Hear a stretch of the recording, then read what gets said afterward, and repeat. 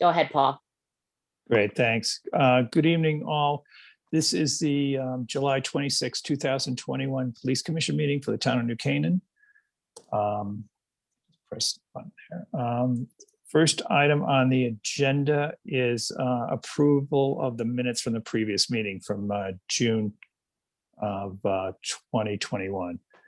Do I hear any additions or corrections? I had none. I had none. I had none. Great. All right. A motion to approve the minutes. So moved. Shakira. All right. Second, Aye. Shakira. All right. Aye. All those in favor? Aye. All right. Aye. Department monthly reports. Chief. Sure. Hey, We Leon. do not have our operating budget report because when we ran the report, there was some kind of error in it, or finance had transferred money and not let us know about it, so that threw the numbers off. But the best I can tell, we're definitely under budget by at least 1%, and waiting for an answer from the CFO about what was transferred out and what our final budget numbers were. I should Great. have that for sure in September, but I'll send it in advance once I get it. Okay, that'd be great. Thanks. You're welcome. Other reports. Next budget is animal control. That's at 94.40.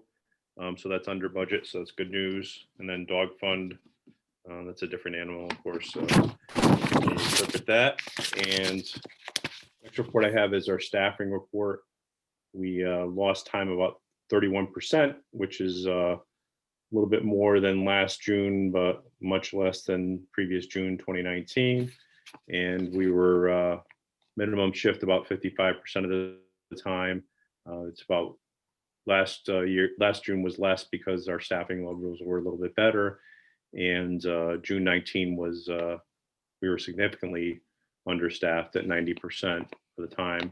So for most of June, Officer Deacon Lambert were SRO duties.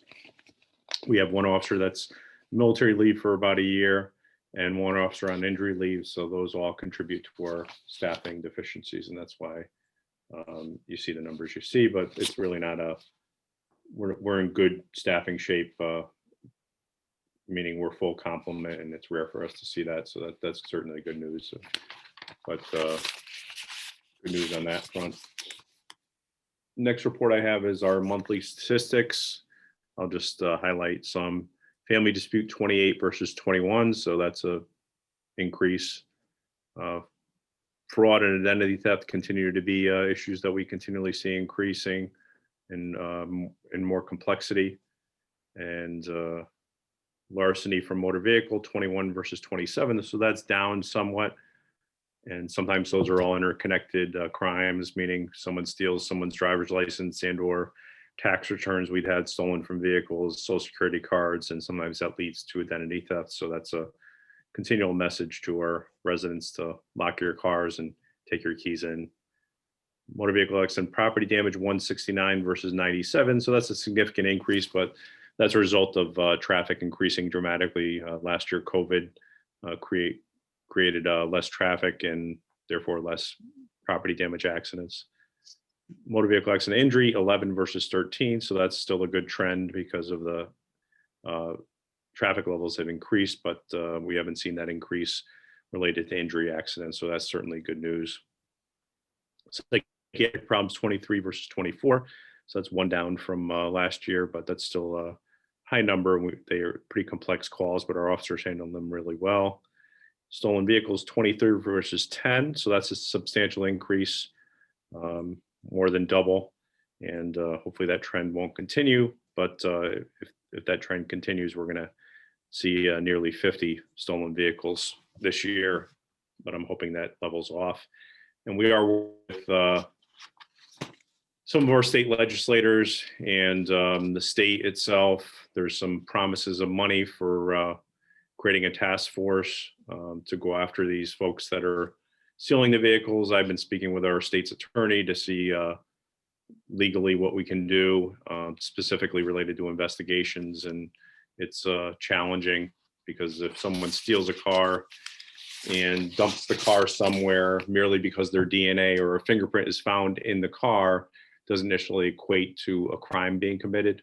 So it's challenging in that regard. And we're not sure yet whether our lab is going to process these presumably hundreds of vehicles that get stolen across Connecticut, if they're going to process the evidence related to that, meaning DNA or fingerprints, but we're working on that. So we're trying to look at it from a lot of different angles. And certainly the biggest challenge that I've spoken with many chiefs across the state is our juvenile laws now are so lenient, and repeat offenders aren't even going to detention.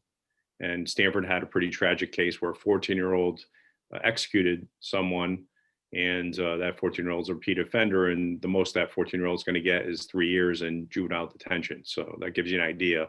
An execution murder, you get 3 years. So if you steal a Wow. car, there's no real expectation that someone's going to be locked up and prevented. But one idea that came up that seems to gain some support is GPS on some of the repeat offenders.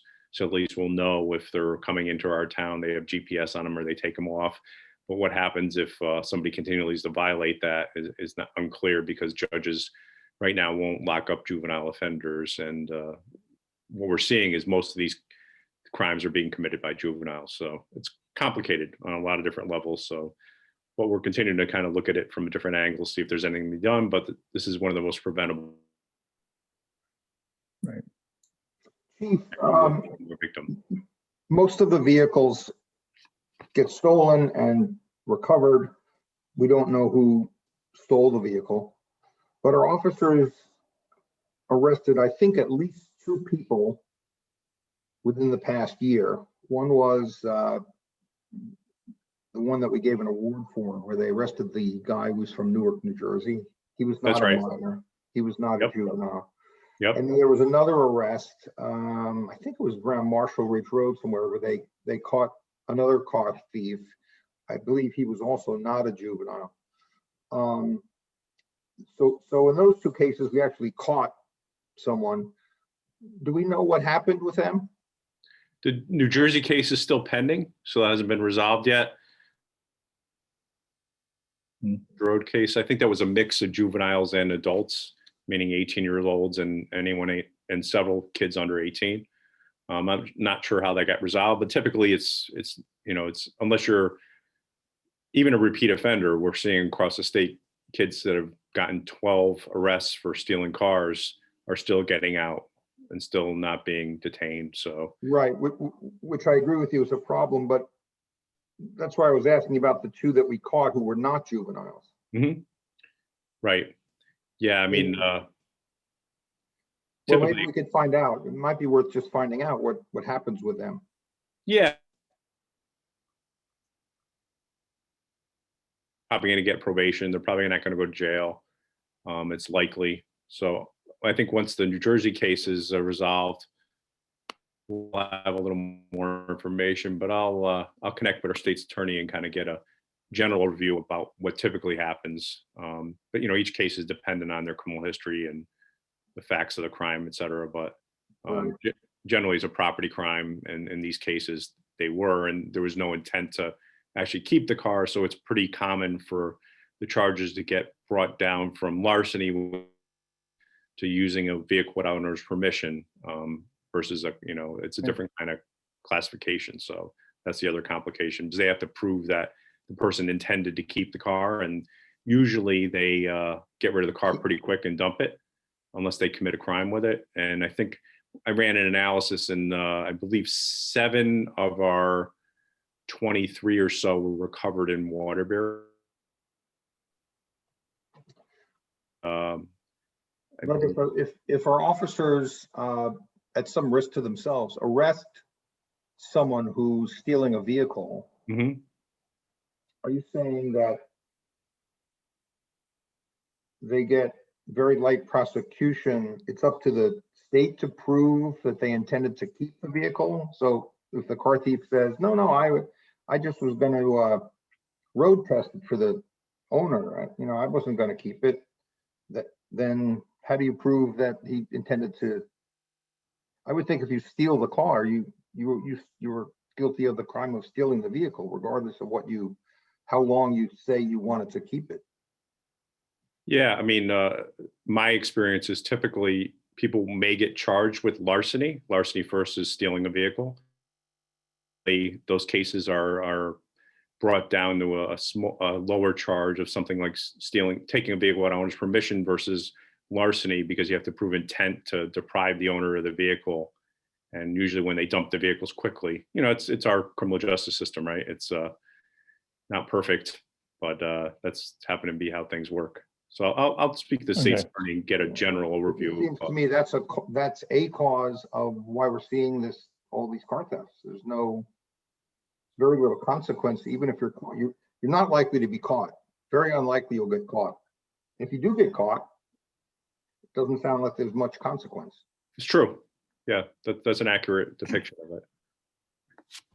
And it all starts with leaving keys in cars, though, too.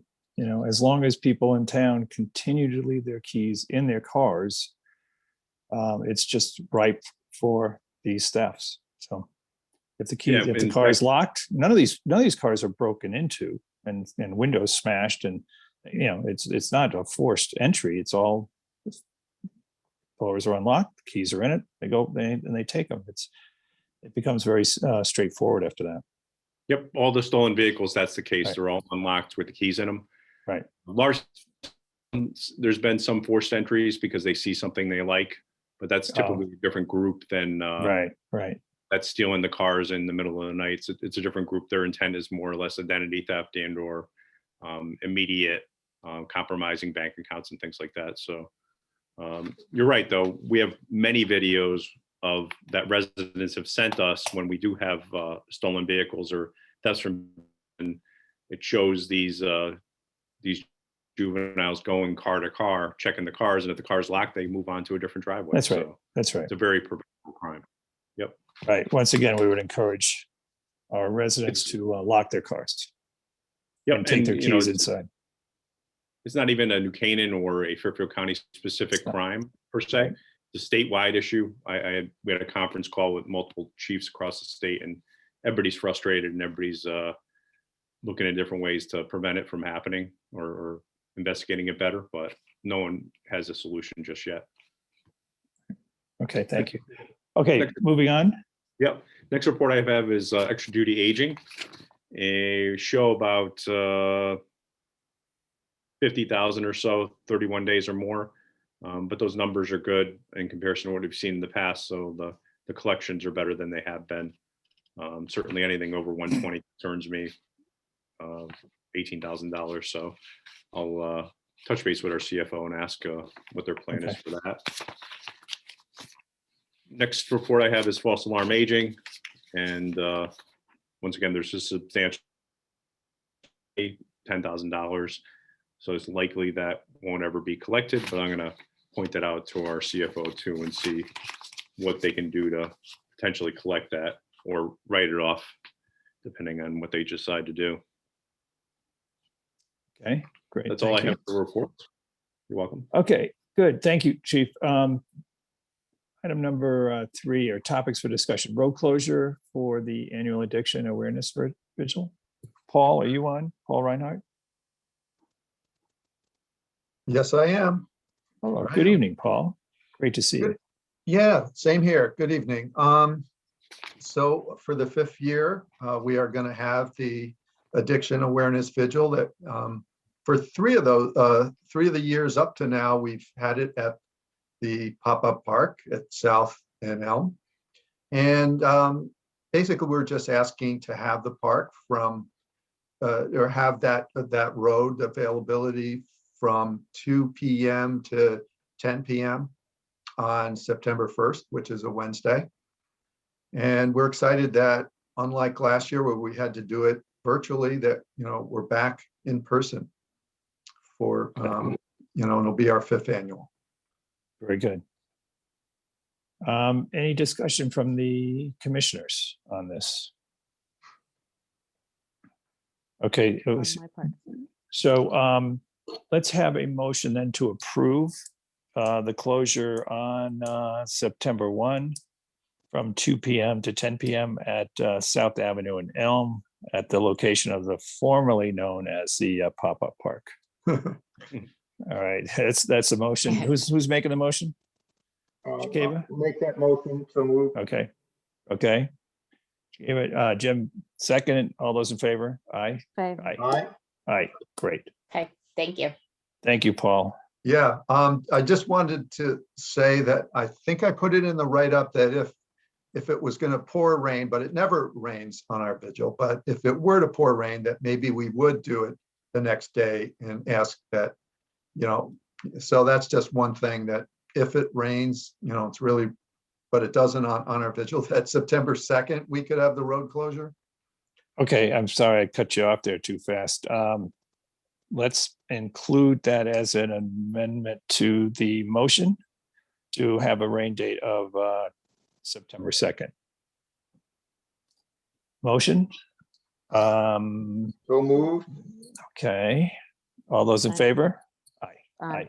All right, Aye. that's approved. All right, so you've got September 1st as your scheduled date and with a rain date of September 2nd. Great, Thank you. Got it. got it. Thank you, Jennifer. Thank you, Paul. Thank you. Item B, road closure for the agency ribbon cutting. We have a representative from the agency? Cliff Smith is on. But Hi, Cliff. hi all. Thank you for There you are. having me. Nice to see you. Sorry, we're not all in person, but we're working on it. Well, next time. Yes. I appreciate everybody having me in here, and I am the owner of the agency. We're new to town. We've been doing business as realtors in town for a little while, but we just purchased the agency and brought it to South Ave, the corner of South and Elm. And we've just been so happy with the community's acceptance of us, and it's been really going well. And what we're proposing is our grand opening and ribbon cutting August 31st. So it looks like we'll be piggybacking on the last request. So August 31st, which is a Tuesday, we were hoping to close down just that section of South Ave from the corner of Morse and Elm from 5 to 8 p.m. We'll have a good amount of people there, and I think it'll be a fun event for all. We've invited all shop owners, all local owners there along all of Elm, all of South. We've invited the community itself. We've handed out a number of invitations, and we're going to be having our founder, Mauricio Umansky, who's out in Beverly Hills. That's where the agency is based. And they have a number of locations out there, and they're expanding across the country. We're the first to be out here. But he's going to travel over here. Wouldn't expect you to know this, but he's on $1 Million Listing. His wife is Kyle Richards. She's on Beverly Hills Housewives. She's going to be coming. So there's going to be a good amount of camera crews from Bravo TV, Netflix. And we would just like to see if we could just shut down that one section just to have a great fun event, bring awareness to the community. And like I said, we've invited all the shop owners that we've become friendly with since we started. And I think it'll just be a very controlled, fun event. Oh, and Right, also we've invited the first selectman, of course, to cut the ribbon. Very nice. Good. Is John DeFederico, you're on? Yes, I am. Yeah, I have a question. Should it be just the sidewalk or the parking, or should we just do regularly, where the pop-up park was? I think for that amount Okay. of people, we should just close it off like the pop-up park. Yep. Just so we don't have any issues with any traffic going by, people Right. spilling into the road. I would agree. All right, so the idea is to close between South and Elm, same as the previous proposal, at the site of the former pop-up park on August 31st from 5 to 8. Now, Cliff, if you need it from 5 to 8, when should it be closed? Should it be closed at 3 to give you a couple hours to set up? We're going to be pretty light at 3. We have other plans throughout the day. So, if you want to start it at 3, of course, that's great. But if things were tough, then go ahead at 4 o'clock. We're not we're not going to be pushing the limits. Things will definitely start at 5 o'clock and run till 8, and then we're going to close down at 8, and we'll move it elsewhere. Okay. Whatever you guys can accommodate. All right. Hey, John, how about if we make it from 4 to 9? Does that make Yeah, sense? 4 to 9. Yeah, that works. And I would just recommend hiring probably one officer to help manage the crowd. That's and right. Any issues That's that what we were that gonna happen ask. there. Yeah, we would love to, and that was our next question. Well, in that case, Yeah, would you hire 5 or 6? No kidding. I'm joking, Cliff. We're trying to have full employment here in town. Hey, we're full support, full support. No, I think 1 or 2 would be sufficient. So, That'd be great. okay, can I have a motion for that then? Jim? So move to close off the road from 4 to 9, August 31st. Excellent. I- Shakeba, I second. second. All those in favor? Aye. Aye. Aye. And then Cliff, if you would coordinate with Deputy Chief DeFederico on hiring an officer, just so that, Yes. we move traffic correctly, and one officer should be fine. That'd be great. And welcome to town. I hope, I wish you a lot of success.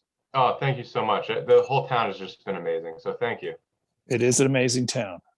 So, But if I can send you Deputy Chief DeFederico's information as well as our extra duty coordinator, Okay. Thank you, and you Jennifer. can correspond with them.